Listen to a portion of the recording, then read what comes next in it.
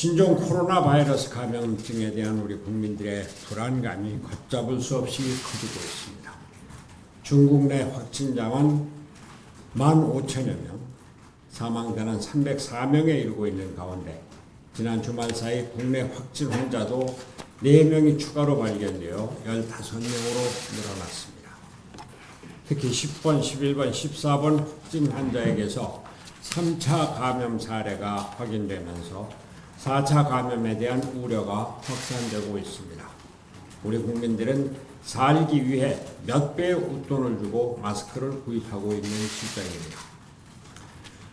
그런데 이러한 국가적 혼란 상황에서 중심을 잡고 적절한 대응책을 강구해야 할 정부가 날이 갈수록 늑장 대응, 미숙 대응 논란만을 불러일으켜 아쉬움을 금할 수 없습니다. 지난 29일 정부는 우한 교민의 격리 장소를 천안에서 아산과 진천으로 갑자기 바꿔 지역 주민의 반발을 자초했습니다. 진영 행안부 장관과 김강립 보건복지부 차관이 분노한 지역 주민들에게 봉변을 당하는 해프닝도 발생했습니다.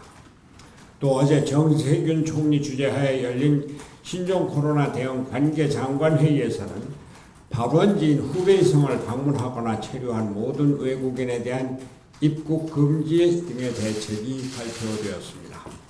그러나 이마저도 이미 신종 코로나 바이러스가 3, 4차 감염을 통해 중국 전역으로 확산된 현 상황에서 역부족인 대책이라는 지적이 제기되고 있습니다. 시진핑 주석의 방한이 예정되어 있는 중국과의 외교 관계를 고려한다 해도 지나치게 소극적인 조치입니다. 어제 대한의사협회가 발표한 대로 최소한 감염 확진자 발생 및 감염 위험이 높은 상위 6개 지역, 즉 우한, 항저우, 광저우, 정저우, 창사, 난징 등에 대한 입국 금지 조치가 취해져야 할 것입니다. 어제 관계장관 회의에서 결정된 내용이 발표 2시간 만에 또다시 수정된 일도 문제입니다. 정부는 당초 중국인 대상 단기 비자 발급을 중단하고 중국 전역의 여행 경보 단계를 현행 여행 자제 단계에서 철수 권고로 상향할 것이라고 발표하였지만 이는 다시 단기 비자 발급 중단을 검토하고 중국 전역에 대한 여행 경보 상황이 아니라 지역에 따라 발령되는 것으로 바뀌었다고 합니다. 문재인 정부의 대응이 국민들에게 믿음을 주지 못하고 오락가락하니 국민들이 정부를 신뢰하지 못하고 있습니다. 앞서 말씀드린 마스크 문제도 마찬가지입니다. 정부는 제조업체와 비상대응 체계를 구축하여 하루 1,000만 개 이상의 마스크를 생산할 수 있도록 독려 중이라고 밝혔지만 우리 국민이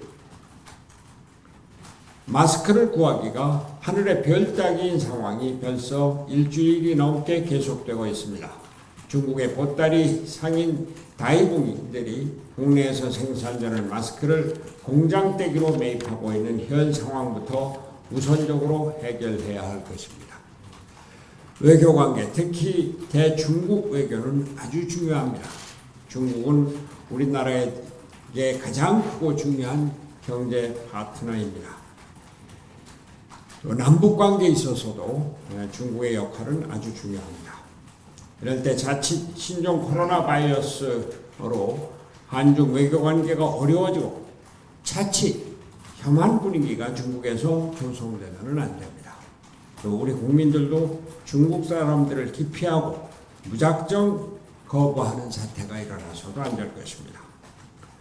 그러나 한중 관계의 중요성은 이미 2003년 7월 노무현 대통령이 사스가 채 끝나기 전에 방중을 결정을 하고 마침 방중했을 때는 사스가 완전히 해결된 그런 상황이어서 외국 원수로는 첫 번째 방중이어서 중국에서 크게 환영하고 이것으로 한중 관계가 호전되었고 무역이 증가된 그러한 일이 있었습니다.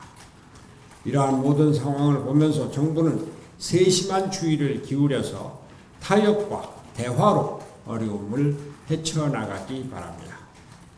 그리고 무엇보다 경제적인 영향이 심각하고 앞으로 걷잡을 수 없이 커질 것입니다. 정부는 특히 자영업자들의 매출 감소에 대한 대책을 세워주고 대기업의 경우도 중국으로부터 부품을 공급받아야 하는 기업에 대한 대책을 사전적으로 철저히 세워주기 바랍니다. 당내 사태에 대해서 한 말씀 드리겠습니다. 오늘 사무총장, 부총장, 비서실장의 출근하지 않았습니다. 당의 최고 핵심 실무자들이 당권 투쟁의 일환으로 출근을 거부한 것은 심히 유감스러운 일입니다.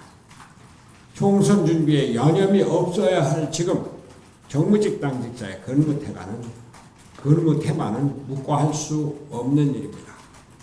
아시다시피 최고위원회도 한 달 넘게 성원이 되지 않고 있습니다. 당이 어려울수록 힘을 모아야지 분열의 길로 나가면 안 됩니다. 곧바로 복귀하지 않으면 총선 준비를 위해서 적절한 대응을 할 것입니다.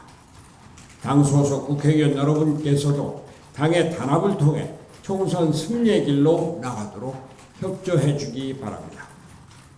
우리는 거대 양당의 극한 대립을 지향하고 다당제 연합정책 실현을 목표로 제3세계 결집을 위해 노력하고 있습니다.